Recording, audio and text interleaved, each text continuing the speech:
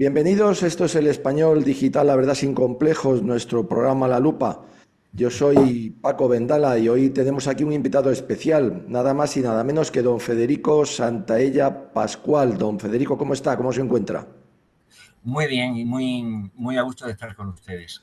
Y pues nosotros más todavía, don Federico, bueno, lo tienen todos nuestros seguidores en la presentación que hacemos en la web, quién es.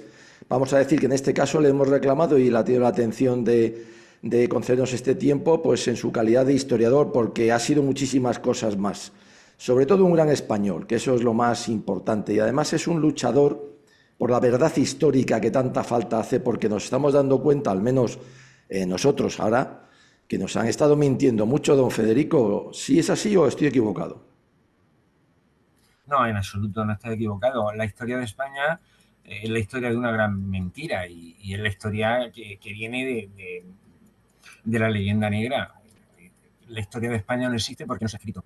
O mejor dicho, la historia de España la han escrito a partir del siglo XVIII ingleses, franceses e ingleses, sobre todo ingleses. Claro, Y por eso no conocemos nuestra historia. claro. Que nos quieren poco, ¿verdad, don Federico? Los ingleses, los franceses, o no nos quieren nada. No nos quieren nada en absoluto. No Sí. nos quieren nada. Bueno, que sí Siquiera que... ahora que estamos en horas bajas nos quieren, no se Sí. fían. Bueno, yo creo que tal vez hemos sido tan grandes, tan grandes, tan grandes como nadie ha sido y yo creo que nunca será más, que lo que nos tienen es una envidia tremenda, ¿no? ¿Qué opina, don Federico? Totalmente de acuerdo. España ha sido un imperio generador, no depredador como el inglés ni otros imperios. Y además que ha perdurado durante 300 años mínimo en Hispanoamérica. Luego, eso es algo que siempre han envidiado las potencias rivales de España. Claro, sí, señor.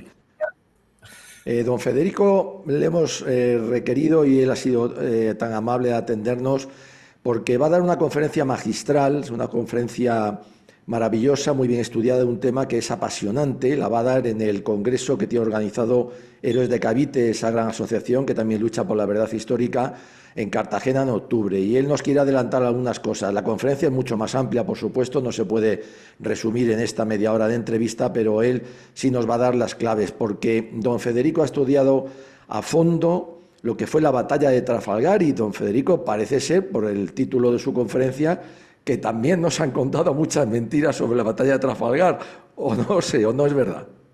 Todo es una gran mentira, desde Ajá, el principio hasta el final. ya. Don Federico, primero, céntrenos un poco la batalla de Trafalgar. Bueno, voy a empezar por el final, Correcto. con una sola frase y luego seguimos hablando, Muy bien. si quieres. España no perdió la batalla de Trafalgar, o mejor dicho, los ingleses no ganaron la batalla de Trafalgar, no la ganaron. ¿Por qué? Primero, porque perdieron más barcos que la escuadra combinada franco-española y porque perdieron más marineros que la escuadra combinada franco-española. ¿Eh? Muy bien. Entonces, ¿qué es lo que cuenta la historia? Bien,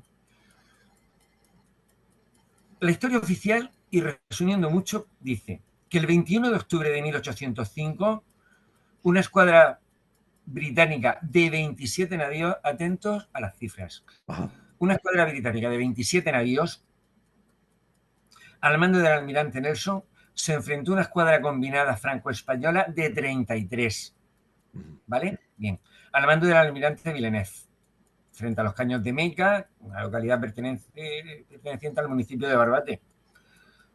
La historia sigue contando, y es la que nos hemos creído siempre. Ajá. El resultado del combate fue una victoria abrumadora de la escuadra británica gracias a la pericia del almirante Nelson, que regresó a Gibraltar sin bajas, y la derrota humillante de la escuadra combinada franco-española. Madre mía. Esta es la historia oficial y resulta ser falsa de toda falsedad. Yo tengo otros datos. Ajá. Yo Adelante. tengo otros datos. Y empecemos. Empecemos, Yo sí. creo que, aunque tenga que resumir mucho, Vale. vamos a empezar por los antecedentes, Ajá. porque siempre hay relaciones causa-efecto en la historia que siempre hay que tener en cuenta. Vale. Un año antes, En concreto, el 5 de octubre de 1804, 4 fragatas españolas de transporte fueron atacadas sin previa declaración de guerra por 4 fragatas de guerra británicas. El resultado fue el hundimiento de la fragata Mercedes, que llevaba un cargamento de 2 millones de libras en monedas de plata, es decir, en reales de A8. Claro. Los ingleses arguyeron que el cargamento iba destinado a Napoleón por la alianza franco-española que se había establecido en el Tratado de San Ildefonso. A continuación, España declara la guerra a Gran Bretaña y el 12 de diciembre de 1804 firma un tratado de defensa con Francia. Vale. En este contexto, y aprovechando esa situación, Napoleón se plantea la invasión de las Islas Británicas. Entonces, concentra un poderosísimo ejército de 200.000 hombres, otra fuente hablan de hasta 300.000, en las costas de Calais. Bien. Y manifestaba que con solo 12 horas que tengamos el dominio del Canal de la Mancha, Inglaterra habrá dejado de existir. Esas fueron palabras del emperador. Ya.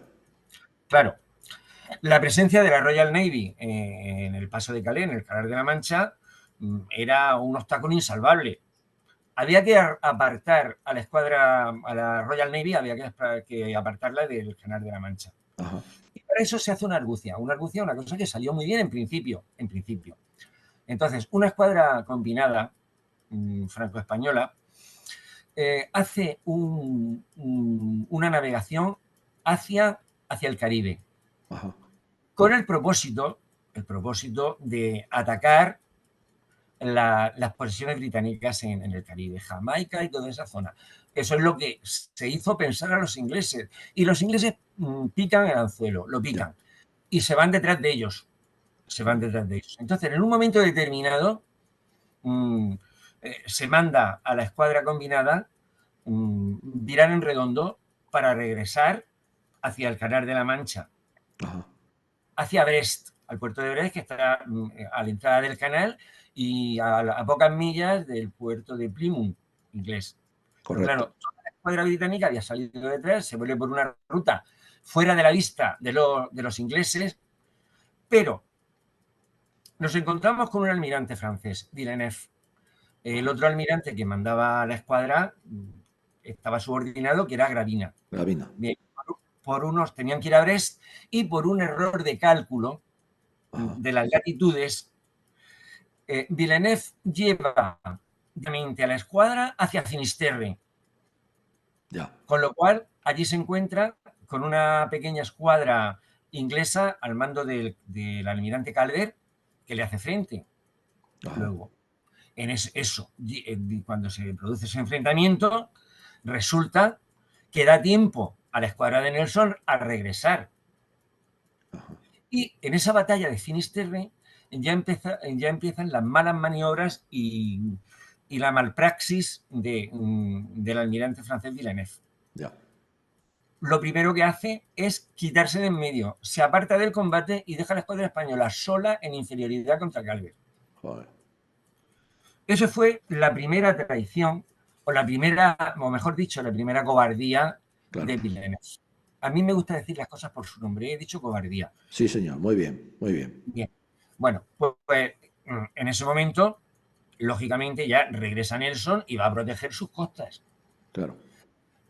Napoleón monta en cólera, como es lógico. Y entonces manda a Villeneuve a que vaya con toda la escuadra combinada, ya que se había perdido el elemento sorpresa y ya que no era posible la invasión de las Islas Británicas, la manda al Mediterráneo para que se dirija a Nápoles, que ahí tenía operaciones Napoleón. Ajá. Entonces, Villeneuve sale por toda la costa de Portugal y a la altura de Cádiz se interna en Cádiz. A la altura de Cádiz se interna en el puerto de Cádiz cuando tenía que haber seguido su camino, pero él no quería, estoy convencido de que no quería tener ningún enfrentamiento con la escuadra británica. Claro. Con lo cual se refugia en Cádiz. No quería combatir. Claro. Y de ahí y ya no sale, ya no quiere salir. Gravina le había dicho que no, que había que seguir el camino, había que llegar a Cartagena, tomar refuerzos y seguir hasta Nápoles. Pero no, se interna en Cádiz. Ahí se queda. Ahí se queda durante un mes, más o menos. Entonces, en ese momento le llega unas noticias de Napoleón, unas noticias que dicen que Napoleón quería sustituirlo Ya, por Rosilly, por el almirante Rosilly. ya. Y cuando se entera de que Rosilly ya estaba en Sevilla e iba a llegar a Cádiz y le iba a sustituir, entonces le dice a Gravina que había que salir inmediatamente. Claro, él Joder, quería salir, pero ya para seguir la ruta. No quería enfrentarse a la escuadra inglesa. claro, Al estar en Cádiz, lógicamente la escuadra inglesa bloquea Cádiz. claro, Entonces ya no era momento de salir. claro, Y entonces se hace una reunión en el Vicentaire, el barco de Villeneuve, con Gravina, con los oficiales españoles, los oficiales franceses. Ahí tienen un enfrentamiento importante. Gravina dice que no es momento de salir claro, porque los barómetros estaban bajando y se aproximaban tiempos de tempestades. Además, iba a llegar el invierno. claro, Entonces, no era el momento. Gravina decía que cuando hiciese mala mar, cuando hubiese tempestades, los barcos no tenían que separarse del bloqueo, porque los barcos de esa época, con las velas y tal, no podían navegar, no podían maniobrar y podían estrellarse contra los acantilados. claro, Tenían que separarse. Ese era el momento de salir. claro, Pero Villeneuve tenía mucha prisa. No quería presentarse derrotado ante Napoleón. claro. Y ahí hubo un enfrentamiento. De hecho, Alcalá Galiano retó a duelo a uno de los oficiales franceses. En fin, al final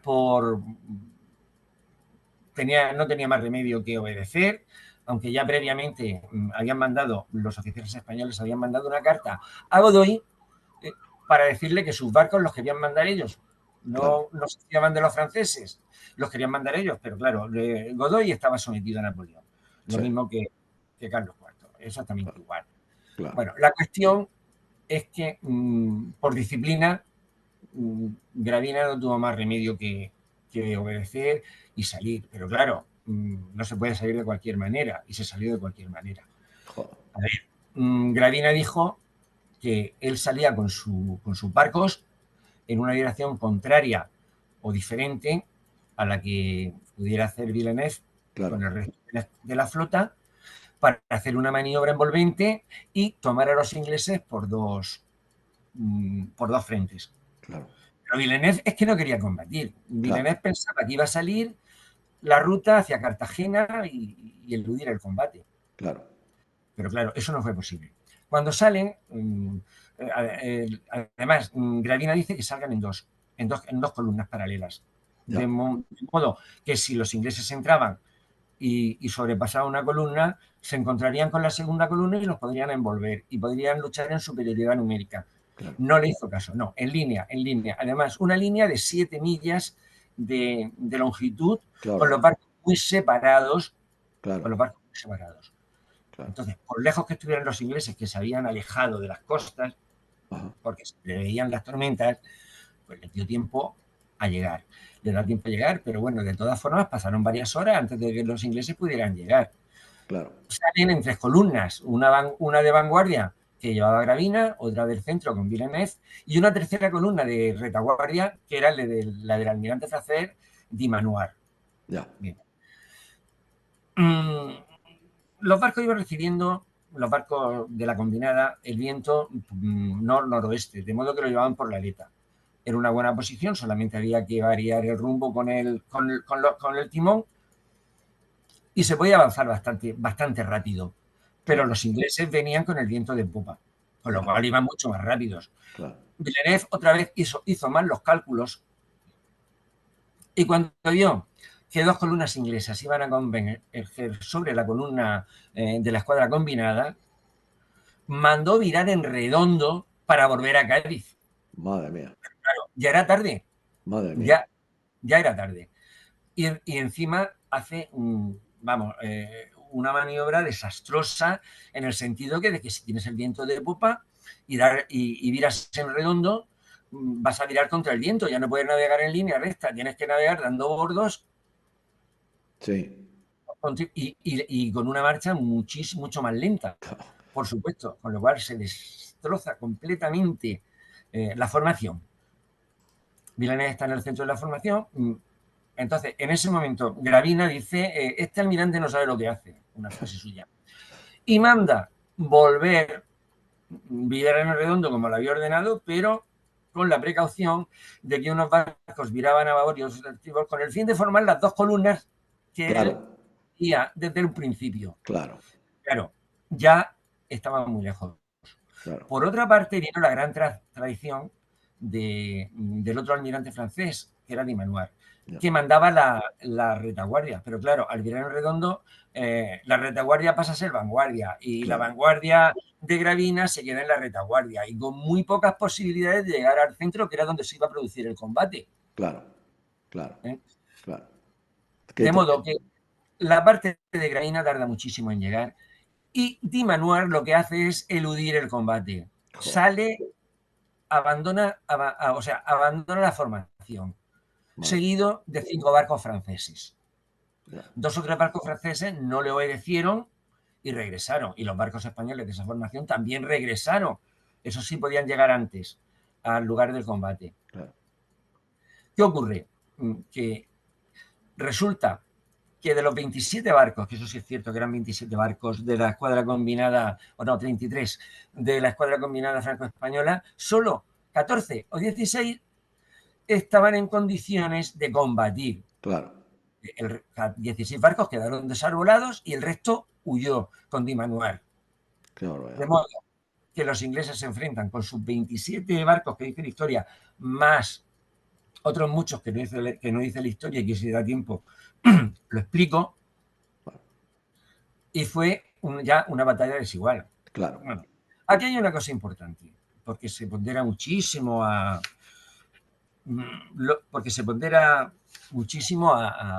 almirante Nelson. a Nelson. Nelson llega primero con su barco, el Victory, y se encuentra directamente con el Santísima Trinidad, que era el mayor barco que había en aquella época, Ya, el barco español. Y a la primera de cambio, al principio del combate, un infante de marina con un mosquetón le da un tiro y muere. O sea, que la participación de Nelson en la batalla de Trafalgar fue meramente anecdótica. Llega y lo mata. Punto. tremendo, tremendo lo que está contando don Federico. No, yo me estoy Ya, quedando pero no, pasmado. esto no es una novedad, eso se sabe, no lo he contado yo solo. No, no, no, no, está claro. Sí, o Adelante, sea, adelante. pero quiero decir que Nelson, Nelson con lo que hizo en la batalla de Trafalgar, tal, el gran almirante no está en combate porque lo matan a la primera de cambio. Tremendo. Perdón. Nada, tranquilo, tranquilo. Qué interesante de verdad. Y bueno, seguimos oyendo verdad histórica. Adelante, don Federico, que es muy interesante. Venga, voy un poco rápido, si no, Nada, con media menos no va a ser posible. Bueno, vale. ¿Qué ocurre? ¿Qué ocurre? No me quiero equivocar en los números, por eso tengo aquí algunas notas, perfecto. ¿no? Nada, nada, perfecto, léalos. Vale, empieza el combate. Empieza el combate y de primeras, como los barcos franceses, ingleses van en Sí, 2 columnas presentando la proa, entonces eso se enfrenta a los costados artillados de los barcos que quedaban de la escuadra franco-española, que solo claro, quedaban 14. claro, ¿Qué ocurre? Que conforme van llegando, como no pueden disparar los ingleses, los van desarbolando. claro. Van a tirar a los palos y jarcias. Muy bien, Así llega el Victory, totalmente desarbolado. claro. Atraviesa la primera línea y la medio segunda columna que había logrado hacer Gravina lo envuelve. Ya, Ahí se acaba el Victory. Y ya. ahí se acaba Nelson.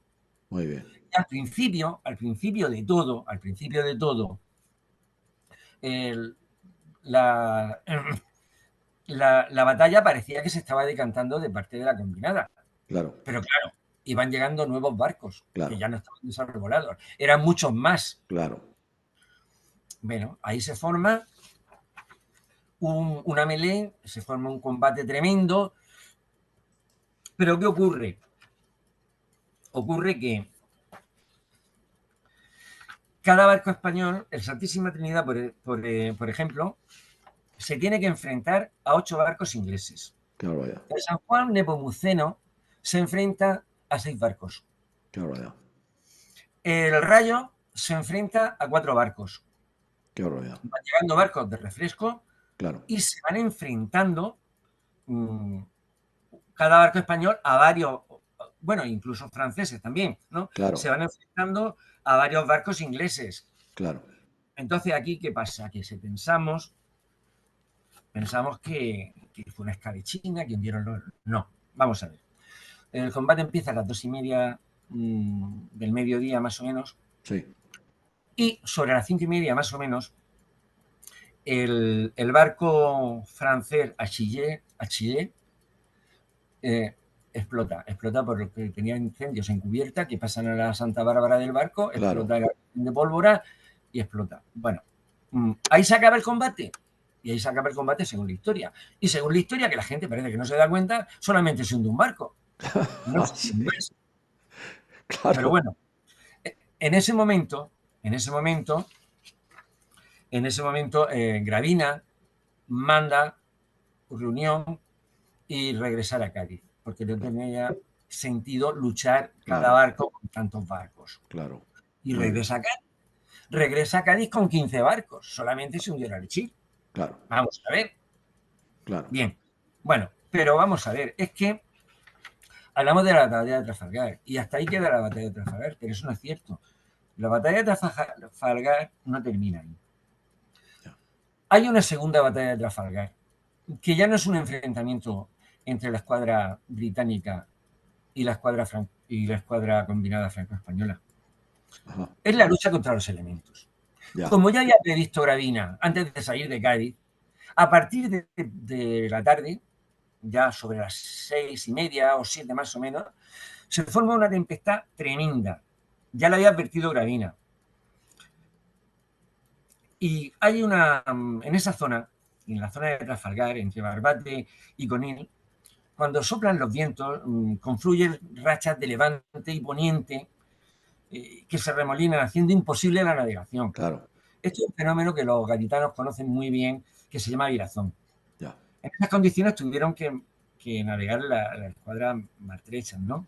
Pero bueno, antes de que se formase este arremolinamiento, esta gran tempestad, antes, cuando se han retirado los barcos españoles, o sea, los barcos con Gravina, Sí. españoles y franceses, los barcos que estaban desarbolados de la escuadra combinada fueron apresados por los barcos ingleses que habían llegado totalmente intactos, que no tenían daños ni tenían nada, ¿no? Bien. Bueno, los fueron apresando en total de 14, 15, pero bueno. Esos barcos fueron represados otra vez. De los 14 o 15 que apresaron, solamente consiguieron llevar 3 a Gibraltar. Porque unos se hundieron, otros fueron reapresados por las propias tripulaciones. Claro. Y otros se hundieron, porque estaban en muy mal estado. Claro. Pero, bien, entonces ya conocemos el hundimiento de un barco francés, el Achille. Ajá. Pero hay testimonios, hay documentos que hablan que por testimonios de marinos británicos apresados, claro, si están apresados es porque se hundieron y llegaron a las costas. Claro. Y se hundieron con sus propios barcos. Claro. Bien. Entonces, había una serie de barcos que se hundieron, ¿no? El Tonán, y se sabe exactamente que se quemó a 15 leguas al noroeste de Cádiz. El Colossus y el Minotauro se hundieron a la altura de Conil. El Neptune se hundió fundido por el Algeciras francés. El Britannia fue echado a pique por el Santísima Trinidad. Claro. En total 13 de este informe. Qué barbaridad. Y luego habría que añadir otros 9 barcos que llegan a Gibraltar y quedan inútiles, tan inútiles que ya no sirvieron para la Marina Británica. Claro. Esto es... Al final llegan con 3 barcos a Gibraltar. Y ya vemos todas esas bajas inglesas. Claro. Esas bajas inglesas son como consecuencia de los barcos españoles que se enfrentan en inferioridad Santísima Trinidad, si se llega a enfrentar a 7 barcos, pues no es que estuvieran los 7 alrededor de él, pero conforme iban llegando los iban hundiendo. Claro, No lo cuentan los ingleses, pero ahí están los barcos hundidos. claro. Ahí están los barcos hundidos. Muy bien, muy bien, muy Y bien. luego ocurre que las bajas de la escuadra combinada se produjeron a causa de los temporales. Ya, Aparte, hubo una en combate y el resto en los temporales. Fueron 15 bajas. 15 barcos, 7 españoles y 8 franceses, ¿no? claro. Están perfectamente documentados. Pero bueno, vamos, el día 21 el fútbol encalló en la costa, el 22 el Redutable se fue a pique, que hubo 10 días de temporales. Madre mía. El día 23 sale de Cádiz una escuadra de auxilio al mando de Escaño, ¿no? Con 4 navíos, o sea, con 6 navíos, 4 fragatas, y se dedican a represar a los barcos que habían apresado los ingleses, Claro, los consiguen casi todos, y a recoger náufragos. claro. Y bueno, se sabe que el Santísima Trinidad explotó, o sea, el Santísima Trinidad se fue a pique, el Intrépido explotó el día 25 por la noche, el Indoctable el 26 por la mañana, el Eagle encalla en la costa. Entonces tenemos aquí todos los barcos de la escuadra que se hundieron, de la escuadra franco-española. 15. Claro. 15. Madre ¿Vale? mía. Bien. Perdón. Bueno, pues de los barcos ingleses se hundieron 21. Y tenemos los nombres, Sí, sí. Qué dichos por barbaridad. los oficiales que naufragaron. Claro, claro. O sea, está todo clarísimo, vamos. Y quien no se lo crea, o que tenga dudas, que Claro, consulte. Que claro, consulte y vea de todos los nombres de estos barcos ingleses cuántos llegaron a participar en acciones posteriores de la Royal Navy. claro. Ninguno. Ni uno. Ni uno. Luego se hundieron 21 barcos, 15 de la franco-española. Claro, Eso es una mentira. Eso es la gran mentira. Y otra mentira es el número de barcos que participaron de la claro, escuadra inglesa. claro, claro. Hay documentos y testimonios que tratan sobre la escuadra inglesa, ¿no? Después de la batalla, el almirante Collingwood, que fue el que queda, porque Nelson murió al principio, Sí. elabora una primera lista de bajas que envían al almirantazgo. Ajá. Una lista que no se ha publicado, pero que yo conozco por un historiador inglés que la ha visto. Ajá. Ahí recogí un balance de 10.471 bajas inglesas. Qué barbaridad. 10.000. Qué barbaridad. Entre muertos, heridos y desaparecidos. Y dice el número de oficiales, el número de náufragos, el número de marineros. O sea, que está perfectamente detallada. En cuanto a los daños materiales que hacen esa lista al almirantazgo, pues habla de, no sé, 7 barcos echados a pique, 3 naufragados, 1 quemado, 8 inútiles y sin posible reparación. Eso es el informe del almirantazgo del almirante inglés. Claro. Y esta lista coincide casi al 100% con la elaborada por oficiales españoles. Que los oficiales españoles ahí no mienten. El ejército lo lleva todo, vamos, Sí, señor. Sí, a señor. rajatabla. Sí, Y sí. se pinta un banco de verde, se dice la hora y el soldado que ha pintado el banco. Todo, todo. Es otra cosa, los amanuenses funcionan muy bien. Muy bien, muy bien. Entonces, a esta lista que incide con una elaborada por oficiales españoles que se publicó en su momento. En Claro. concreto en la imprenta de don José Niel, y se titula Pérdidas y averías padecidas por la escuadra inglesa con motivo del combate que sostuvo con la combinada franco-española sobre las aguas de Cádiz, el día 21. Muy bien. En este informe se detallan los nombres de los barcos, se citan con su traducción, y además se citan con su traducción al español. Claro. Se detalla el estado en que quedaron los barcos británicos, haciendo ilusión a los que se hundieron en combate, los que quedaron varados, los que se perdieron en la costa de Berbería, porque muchos que estaban desarbolados, las corrientes se los llevó a África. Claro. Los que quedaron inútiles en Gibraltar. Claro. Pero claro, no voy a... Sería muy largo. Voy a decir simplemente los nombres que se citan de los barcos ingleses. Correcto. Ahí Adelante. funciona en español porque lo hicieron en español y entonces se funcionaba así. Muy bien. El Victoria, el Bretaña, el Príncipe de Gales, el Acorazado, el Temerario, el Neptuno, el Príncipe, el Reina, el Canopus, el Donegal, el Tigre, el Tonante, el Espartano, el Defensa, el Coloso, el Venganza, el Aquile, el Minotauro, el Ligero y el Royal Sovereign. Total 21. Qué barbaridad. Que coincide con la lista de Collingwood. Esta es una lista de oficiales españoles y la otra es la lista del propio almirante inglés. Claro, claro, no hay duda. ¿Mm? No hay duda. Muy bien, muy bien. Bueno, Muy bien. y ya sabemos que la versión inicial, que tuvieron una victoria clamorosa, tal. Recientemente hay historiadores ingleses como David Chandler y Duncan Anderson afirman que el almirante Collingwood, a instancias del almirantazgo, Ajá. propuso unas cifras inexactas para escamotear la verdadera tragedia que hubo con la flota británica.